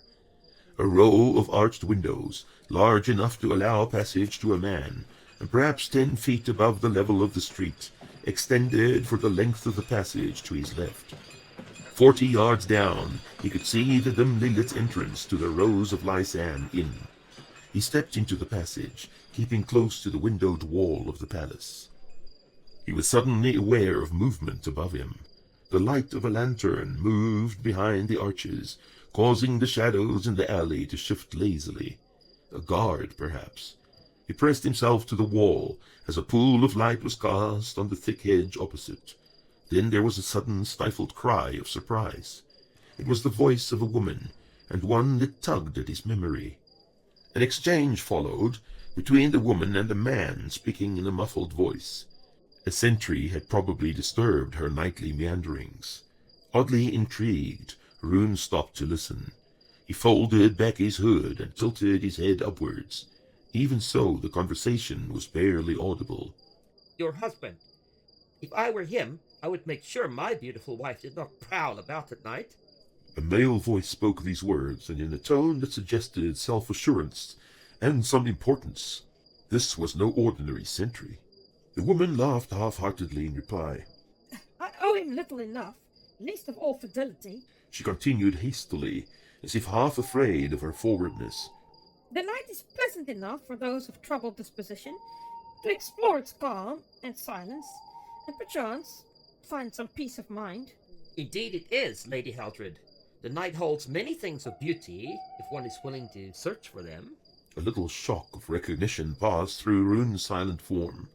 Of course, this was the young princess of Ligerium, married to that drunkard Julos. She had plied him with so many mysterious questions on the very day he had been banished from that lovely kingdom. She had raised some issue concerning Malik Yulian's scheming. But why would she be here in Breck if she had so firmly believed there was an overwhelming threat in the south? Should she not have fortified herself in some Ligerian stronghold, or better still, fled into the far east? Apart from the theories of Karth and his cronies, the odd interview he had had with this woman was the only indication that anything sinister was transpiring in the marshlands of Taralan. The invisible pair was still conversing, but had to have turned away from the alley, for he could no longer make out what was being said. He bent his knees and launched himself cat-like at the dark windowsill above him. Every muscle tensed to prevent his body from bumping into the wall and alerting the two to his presence. Once he had a firm grip on the sill, he pulled himself up effortlessly, the old wounds in his calf and hip complaining only slightly. He slipped into the deep shadow of a supporting column, and probed what appeared to be an open-aired garden with his gaze. The pair had seated themselves in what could easily be mistaken for an intimate position, inside a rose-bedecked arbor. They were a mere 15 yards away. He could see the princess and her companion clearly. She was still fully dressed, despite the late hour, but a few strands of her hair had escaped the sculpted style and fell across her forehead in an unintentionally girlish fashion. The man with her was young, perhaps having no more than 20 cycles, and Nurian. He wore no uniform, but his dress was rich enough. He was obviously of the nobility. He wore a blade on his left hip. Despite his youth, he exuded a confidence born of experience. But there was something more, something that made the former captain of track pirates and champion of the arena recognize this man as a potential danger. He had the look of a predator, one with a voracious appetite. Haldred had at first welcomed the chance meeting with the Nurian prince. Lucain had made a favorable impression on her when they had first met some 2 days before. He was charming and clever with words, yet seemed wise and experienced beyond his cycles. Perchance he would be able to cast more light on the fantastic warnings of her brother, and the evasive answers of his countryman, Lord Rune. Yet as their conversation progressed, his charm seemed to her a little artificial, his compliment too honeyed and sweet to stomach. She had seen too much of this ensnaring at court not to recognize it for what it was. Once his motives were clear to her, she felt nothing but revulsion. She would not even mention their concerns to such a man. All she could think of was to rid herself of his presence, and this she proceeded to do in the artful way of the Ligurian court. Lucain sensed soon enough the cooling in her manner, and tired of his little flirtation almost instantly. He matched her steps, however, in the clever little dance of words, before abruptly disentangling himself, and bidding her a placid and rewarding quest for peace. The sarcasm of his words and smile was not wasted on Haldred, yet she ignored it with cold dignity, and merely returned the smile. She nodded her dismissal to him as if to a lackey, though some warning flashed in her mind not to make an enemy of this man over such a trifle as this. His expression was difficult to read as he rose up to leave. He certainly attempted a look of disinterest, or even boredom, but his eyes were too intense, and proved that he was a stranger to these sentiments. He had much to learn concerning the devious masquerade that was so essential to the life of intrigue. Yet now he strode away as if he had been the victor, and had accomplished all he had intended when he had set eyes on her. Haldred smiled to herself. She was relieved to be alone again. Yet the interruption had scattered the line of her thoughts, and it seemed near impossible to concentrate on such weighty matters as had prevented her sleep this night. The cool of the sun-tide night established itself round her again. The worked soil and growing green of the garden filled her senses. The nightly dew had settled, refreshing all the slow life and distilling the sweet and earthy fragrance from the air. She sat in this theatre a while longer, thinking of nothing in particular, drinking the quiet sedative of silence. Ere long she felt the stirrings of drowsiness, and rose up slowly to make her way back to her quarters. She was halfway down the walk that led directly out of the raised garden, when she remembered the lantern she had left in the arbor. It was the deep darkness between the low hedges that brought her again to the practical present, for without a light it was difficult to keep from stumbling over the uneven paving. Now she hesitated for a moment, before turning back with a slight sigh to retrieve it. A shock passed through her as she rounded the column flanking the garden bench. There, next to her lantern, with outstretched legs and folded arms, sat a man. She had half feared it would be the prince again, but almost instantly recognized the Nurian pirate she had questioned in Arowitz. What was he doing in the palace of a Ligurian governor? Lord Rune, what are you... How is it that... I did not expect to find you in Breck. He straightened up a little before he spoke. I have not yet been forbidden to enter the former kingdom of Lysan, though I have little doubt that the gallant allies would lose no time in doing so when they become aware of my presence, if that is what you refer to. He was wearing his wry half-smile again. No. It was only that I'm surprised to see you here. She spoke in haste, realizing as she did so that her manner cast doubt on the sincerity of her words. I could say the same thing to you, Princess, since you so vehemently expounded on the threat that supposedly lies to the south during our last meeting.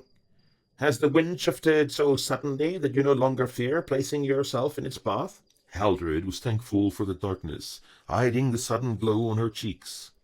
I am not here out of choice, my lord. Julos has been appointed as governor of this new province. Indeed.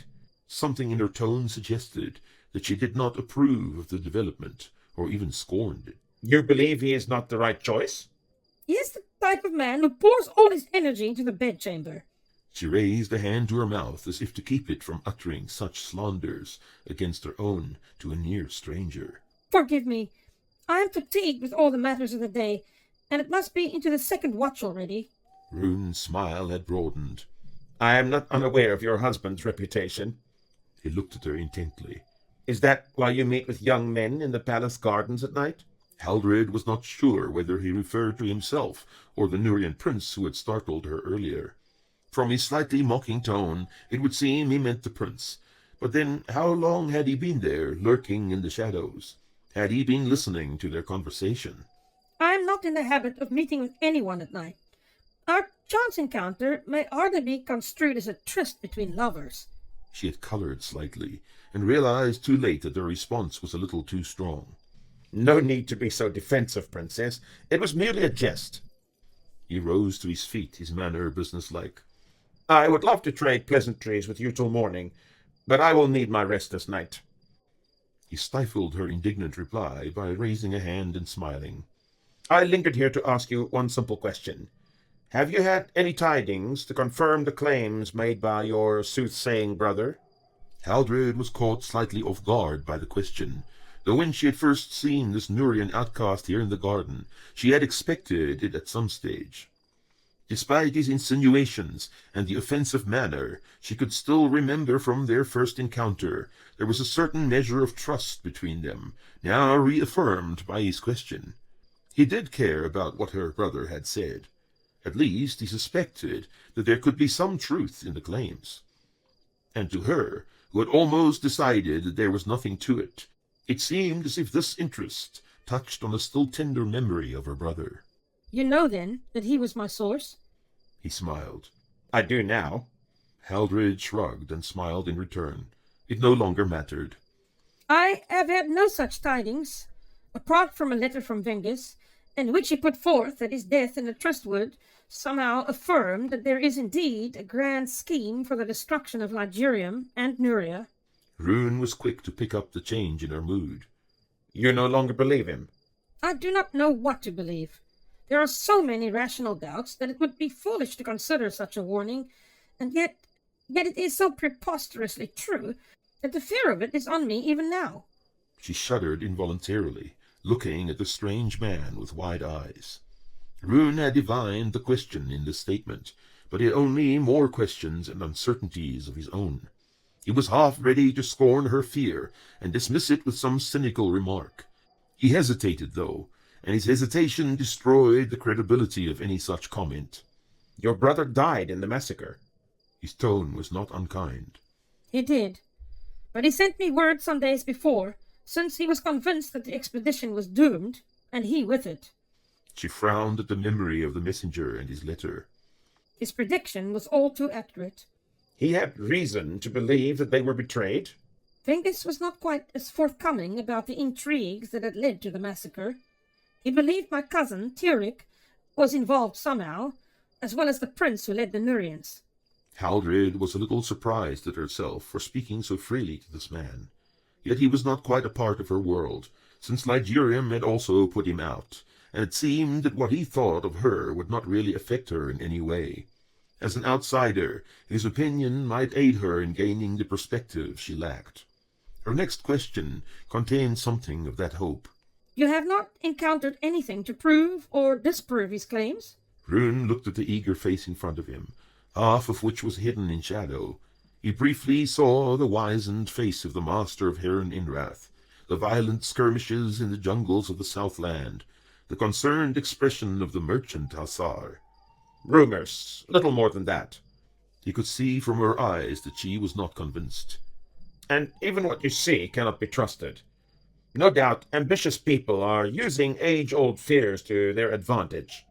While he spoke, an odd feeling grew inside him, one that made him uncomfortable. The question Haldred had posed made him feel responsible, either to allay her fears or confirm them.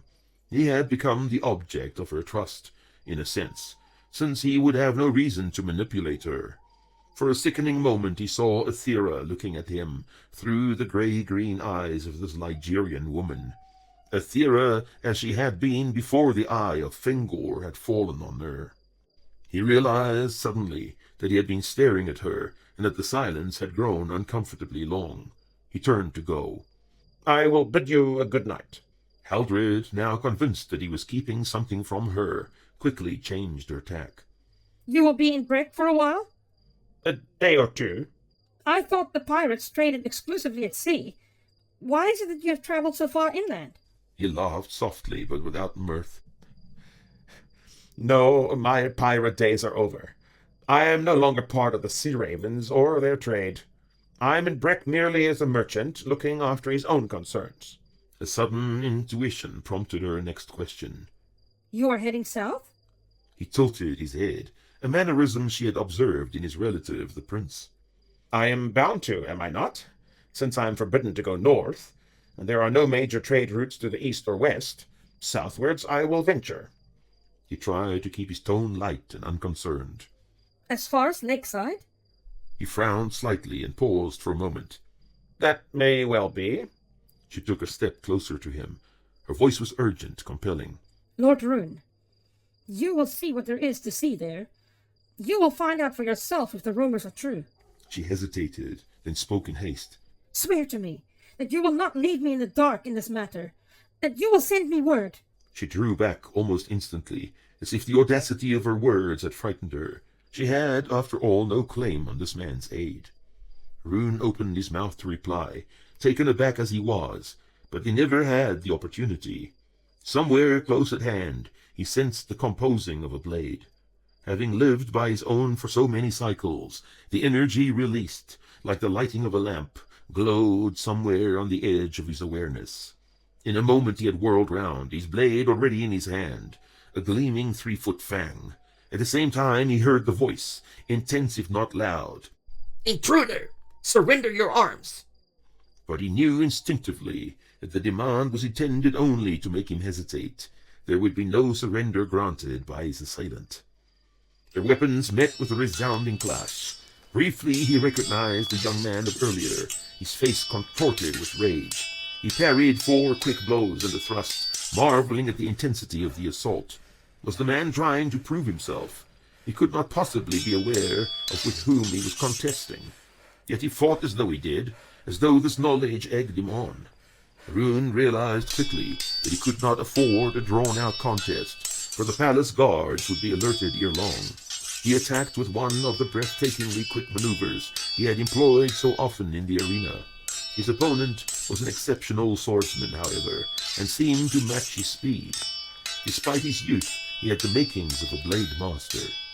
The attack was quickly countered, and owing to its recklessness, placed Rune temporarily at a disadvantage, now that it had failed. He retreated rapidly, fending off blows aimed at the legs and sword arm.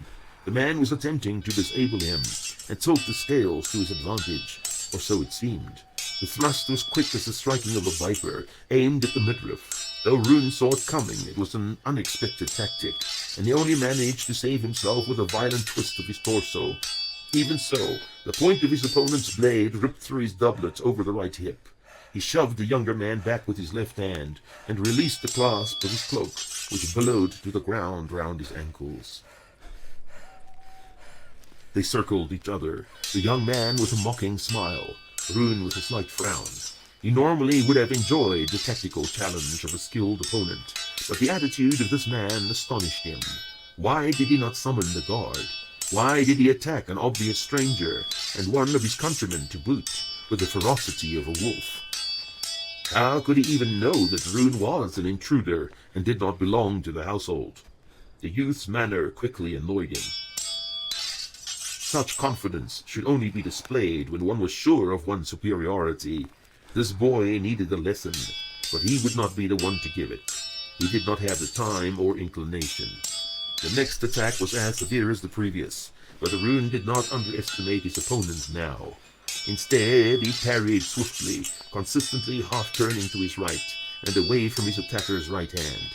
The stabs could not be delivered in such force as had been intended, and fell a little awkwardly on his blade. For a moment or two the young man seemed clumsy.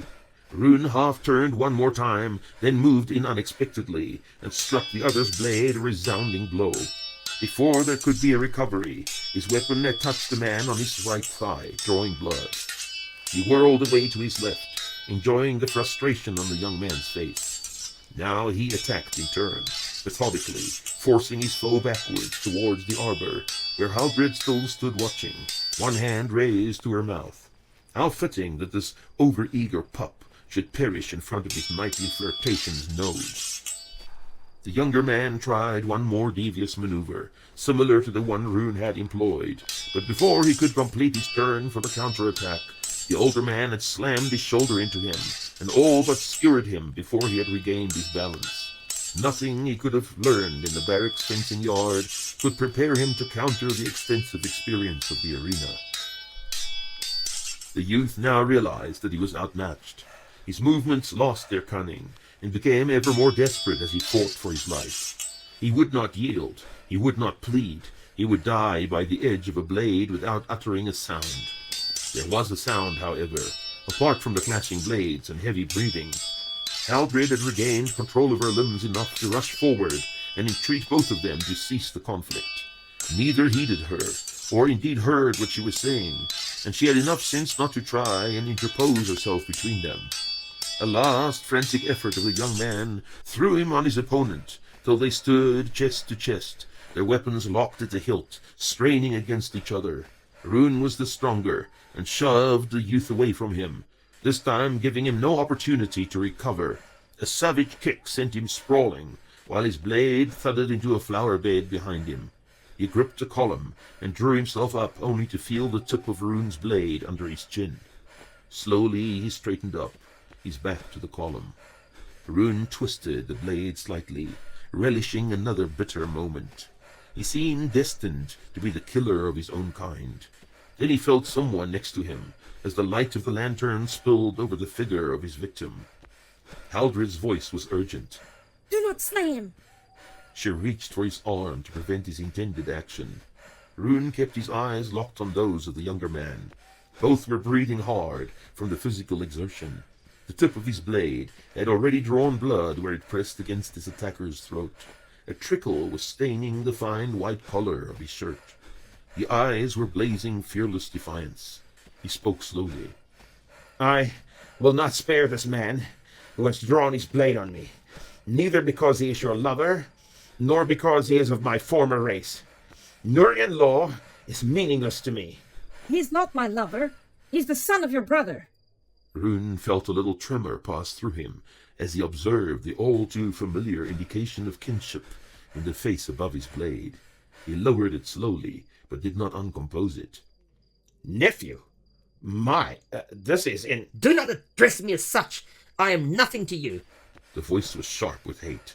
Lucain brought up his hand and wiped away the trickle of blood with his fingers. And I am nothing to you, if not your executioner. Rune felt the restraining hand on his arm again. But I will not be guilty of your blood, whelp. Though I cannot say the same concerning your miserable father. He uncomposed the blade and sheathed it. How are things with the wretched Fingor? Still enjoying what he stole from me? Lucain was trembling with rage and humiliation. You speak of your betters with such disdain? Betters? My brother is better at two things only, thieving and lying. That much I'll give him. And you? The prince struggled to control himself. You'll be better at killing your kind. Rune snorted. Yes, and that should keep him awake at night, I hope. Lucain smiled at the appearance of a grimace. He is the king, and you are but an exile. What hope could you have? The hope of retribution, the hope of justice, not the kind meted out by the old men of commissions, but the swift and satisfying kind I have reserved for him and his stolen wife. Lucain's lip curled. The whore is dead. It took her long enough to rid us of her taint. Rune's blood stirred despite himself. Whore! He took a step closer to the younger man. And what is it you know of this matter, that you can judge it thus? Lucain sobered up a little. His ill temper had made him say more than he had wanted to, and the loose tongue in a weak moment ever had the result of springing a leak in a well-planned undertaking. He changed his tone a little as he replied. I know what I know. You know what you have been told, like the rest of Nuria. Rune could feel his own anger stirring. You can never know what transpired in truth, for you were not there when it did. It is a simple matter to put all the guilt on one man, for only one man was tried. Oh, yes, ever the innocent. You were not so wholly in front of the Truth Commission. Lucain found the new direction of the verbal confrontation much more to his taste. You are nothing but a vile murderer, a kinslayer. Rune felt the fury drain from him. He had detected the cooling in the other's rage, and knew a hot-headed argument would profit him nothing. Why did he need to justify actions in his former life to this arrogant little princeling? He decided to make an end of the insolence. You flatter me, but I have not yet slain all the kin I have a taste for. Since I have spared you on this occasion, why do you not fall on your knees and thank me before running home to tell your powerful father how soft I have become? He turned away from the prince, as if he had dismissed a servant, and spoke the last words over his left shoulder. Lucain turned crimson. This is Nurian land. You will do the running, not I. Nurian land? Is the governor not a Ligerian? Rune smiled as he spoke, and winked at the silent Haldred. I'll have you hounded from this place. Nurian law holds sway here, backed by Nurian arms. Lucain strode into the gloom, his head held high, without waiting for a response. There was an uncomfortable little silence. Then Haldred stated in a low voice, He hates you. Rune burst out laughing, loudly, and not entirely without mirth. You noticed? Haldred's voice betrayed her nervousness. He will summon the guards. Ligerium holds these lands in name only, and even so they will obey him because of who he is. Rune shrugged. I was about to leave anyway. He strode over to pick up his cloak, closely followed by Haldred. My business does not allow me to tarry and trade insults and threats with the little gamecock of Nuria. Despite his mocking tone, there were traces of bitterness in his voice. He turned to go. You were guilty of these crimes? His face was an ugly mask of cynicism. Does it matter? You do not strike me as a bad man. Haldred hardly knew why she had said this. He whirled to face her. Not. His eyebrows were raised in surprise. A man of the arena who kills for entertainment. A pirate who robs and pillages, trading men and women who fall into his hands like cattle. She shrugged, remaining silent. A man who has turned against his own people, who has killed his own people. He waited for a response that did not come. Instead, there were noises from within the palace, the voices and footfalls of men. You are a strange one, Haldred of Ligerium. He leaped through one of the arches to the dark street below. Haldred hesitated only for a moment before dousing the lantern and hurrying out of the garden through a servant's passage.